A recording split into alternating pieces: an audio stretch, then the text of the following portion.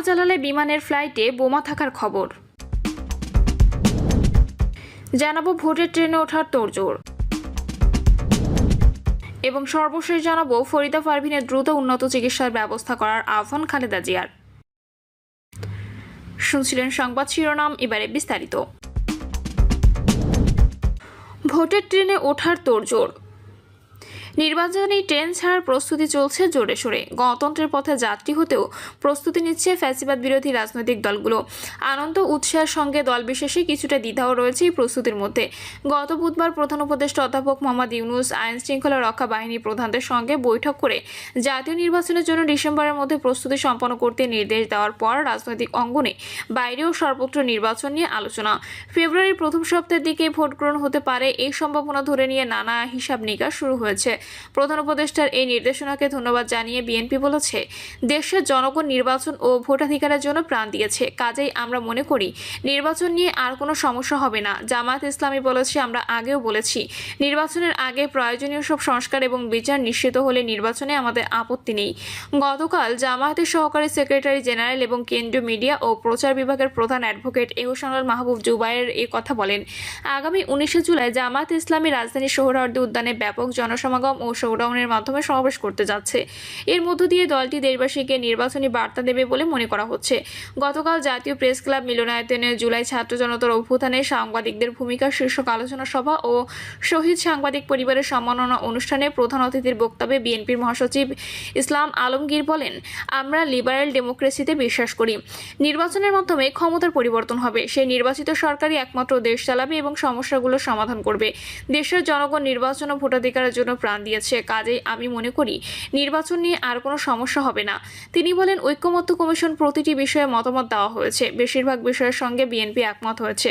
কতগুলো মৌলিক বিষয়ে বিএনপি একমত হতে পারেনি। ভবিষ্যতে সংসদে বিতর্কের মাধ্যমে এই বিষয়ে সিদ্ধান্ত নেওয়া যেতে পারে।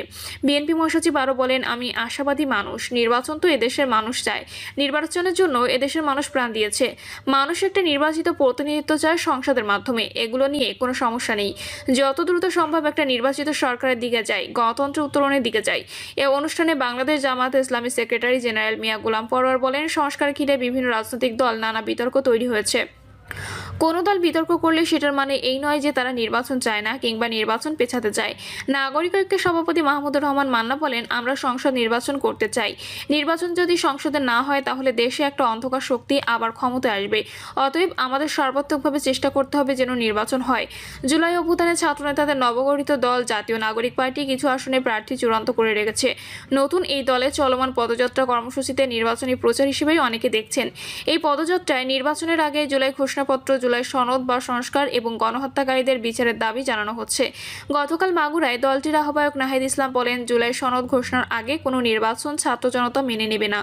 আগে ফ্যাসিস্ট হাসিনা ও আওয়ামী লীগের বিচার হতে হবে। খুনিদের বিচার, সংস্কার ও জুলাই সনদ ঘোষণার আগে নির্বাচনের পায়তারা করা হলে আবারও গণ আন্দোলন গড়ে তোলা হবে। দলটির যুগ্ম আহ্বায়ক জাবেদ রাশিন প্রধান উপদেষ্টার নির্দেশনা সম্পর্কে বলেন, আমাদের মনে হয়েছে যেহেতু নির্বাচনের সরকারের অনেক বিভাগ কাজ করে, সেসব বিভাগকে প্রস্তুতি নেওয়ার জন্য প্রধান উপদেষ্টা বলেছেন।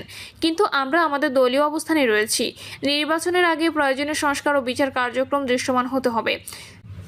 ইসলামী আন্দোলন বাংলাদেশেরও আসন ভিত্তিক নির্বাচনের জন্য দেশের বিভিন্ন নির্বাচনী এলাকায় প্রার্থী বাছাই কর্মসূচি চলমান। আগামী ডিসেম্বরের মধ্যে নির্বাচনী প্রস্তুতি শেষ করতে প্রধান উপদেষ্টার নির্দেশনাকে স্বাগত জানিয়েছেন বিপ্লবী ওয়ার্কার্স পার্টির সাধারণ সম্পাদক সাইফুল হক। গতকাল তিনি বলেন, এই ঘোষণাকে আমি ইতিবাচক হিসেবে দেখছি। এর মধ্য দিয়ে নির্বাচন নিয়ে জনমনে যে সংশয় ছিল তা কিছুটা কমবে বলে মনে করি। নির্বাচন কমিশনের ডিসেম্বর মাস সামনে রেখে নির্বাচনী প্রস্তুতি নিচ্ছে। সংস্কারের বিষয়ে জুলাই মাসের মধ্যে ন্যূনতম ঐক্যমত্য পৌঁছাতে পারবো। আর বিচার তো চলমান প্রক্রিয়া। এখন নির্বাচনের জন্য আইন শৃঙ্খলা রক্ষা বাহিনী সহ পুরো প্রশাসনকে প্রস্তুত করা দরকার। সেই উদ্যোগ নেওয়া হচ্ছে বলে আশা করি। তবে নির্বাচনের বিষয়ে প্রধান নির্বাচন কমিশনারের কাছ থেকে সুস্পষ্ট ঘোষণা আসতে হবে। তিনি বলেন, প্রধান উপদেষ্টা তরুণদের জন্য আলাদা বুথ করার প্রস্তাব দিয়েছেন। এটি ইতিবাচক হিসেবে দেখছি না। আলাদা বুথ করতে হলে 60 প্রবীণদের জন্য করতে হবে, যাতে ভোট দিতে এসে তাদের কোনো কষ্ট পেতে না হয়। বাংলাদেশের সমাজতান্ত্রিক দলের সাধারণ সম্পাদক বজলুর রশিদ ফিরোজ বলেন, দেশের জনগণ নির্বাচনের জন্য উদগ্রীব হয়ে আছে। একই সঙ্গে নির্বাচন যাতে কালো টাকা পেশি শক্তির দ্বারা প্রভাবিত না হয়, একটি ভালো নির্বাচন হয়, নির্বিঘ্নে ভোট কেন্দ্রে গিয়ে নিজের পছন্দের প্রার্থীকে ভোট দিতে পারে, সেটাও চায়। এই নির্বাচনের জন্য অন্তর্বর্তী সরকারের 3 মাসই যথেষ্ট ছিল, কিন্তু বর্তমান সরকার 4টি তত্ত্বাবধায়ক সরকারের মেয়াদ শেষ করতে যাচ্ছে।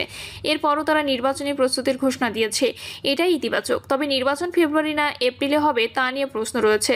সরকার দ্রুত এই প্রশ্নের সমাধান করবে বলে আশা করি। তিনি আরও বলেন, তরুণদের জন্য আলাদা বুথের কথা বলা হয়েছে, সেটা হয়তো প্রথমবার যারা ভোট দেবে তারা কোন দলকে ভোট দিচ্ছে বা ছাত্র তরুণদের ভোটের অবস্থা বোঝার জন্য বলা হয়েছে, কিন্তু বাস্তবে তেমন কোনো সুফল পাওয়া যাবে না, বরং তারা সমতার নীতির পরবর্তী পরিপন্থী হবে। রাজনৈতিক বিশ্লেষক ও সাবেক সচিব আবু আলম শহীদ খান মনে করেন, রাজনৈতিক দলগুলো নির্বাচনী ট্রেনে যাত্রা শুরুর অপেক্ষায় রয়েছে। তবে তার আগে বিএনপি ও তাদের সমমনা দলগুলোর বাইরে অন্য ক্রিয়াশীল দলগুলোর ভূমিকা কী হচ্ছে, যে বিষয়টিও খেয়ালে রাখতে হবে। জুলাই সনদ ও জুলাই ঘোষণার বিষয়টি কোনো অবস্থায় পৌঁছায় সেটাও দেখেছে সবাই।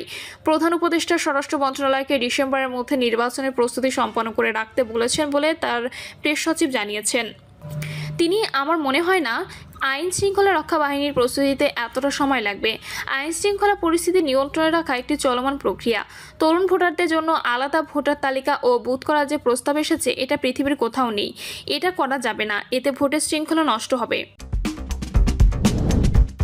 শাহজালালে বিমানের ফ্লাইটে বোমা থাকার খবর। ঢাকার হজরত শাহজালাল আন্তর্জাতিক বিমানবন্দরের রাষ্ট্রীয় পতাকাবাহী বিমান বাংলাদেশ এয়ারলাইন্সের একটি ফ্লাইটে বোমা থাকার খবরে চরম নিরাপত্তা ঝুঁকি দেখা দিয়েছে। এতে চরম উৎকণ্ঠায় রয়েছেন যাত্রীরা। বিকাল 4টা 45 বিমানের ঢাকা কাঠমান্ডু ফ্লাইটে এক দুর্ঘটনা ঘটে।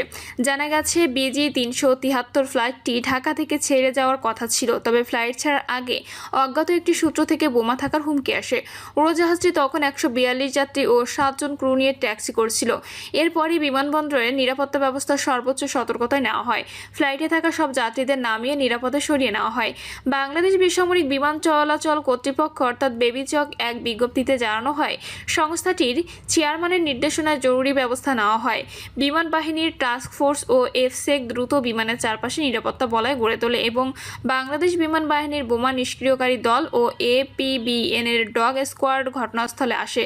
পরবর্তীতে র্যাবের বোমা নিষ্ক্রিয়কারী দল তাদের সঙ্গে যোগ দিয়ে উড়োজাহাজের অভ্যন্তর ও লাগেজ পরীক্ষার কার্যক্রম শুরু করে। সব যাত্রীদের নিরাপদে উড়োজাহাজ থেকে নামিয়ে স্ক্রিনিং শেষে লাউঞ্জে পাঠানো হয়েছে। বিজ্ঞপ্তিতে আরও জানানো হয়, বিমানবন্দরের সব বিমান উড্ডয়ন এবং অবতরণ কার্যক্রম স্বাভাবিক রয়েছে, পরিস্থিতি সম্পূর্ণ নিয়ন্ত্রণে রয়েছে। বিমান বাংলাদেশ এয়ারলাইন্সের জনসংযোগ বিভাগের মহাব্যবস্থাপক ABM রওশন কবির জানান, ফ্লাইটটি যখন উড্ডয়নের প্রস্তুতি নিচ্ছিল তখন একটি অজ্ঞাত নম্বর থেকে ফোন কলের মাধ্যমে জানানো হয় যে ফ্লাইটে বোমা রয়েছে। তাৎক্ষণিক যাত্রীদের নিরাপত্তাকে সর্বোচ্চ অগ্রাধিকার দিয়ে সবাইকে উড়োজাহাজ থেকে নামিয়ে আনা হয়। তিনি জানান, বিমানবন্দরের বোম ডিসপোজাল ইউনিট ঘটনাস্থলে পৌঁছে প্রথম দফায় তল্লাশি করে বোমার অস্তিত্ব পাওয়া যায়নি। আবারও তল্লাশি চালানোর পর নিরাপত্তা নিশ্চিত হবে, ফ্লাইট ছেড়ে দেওয়া হবে।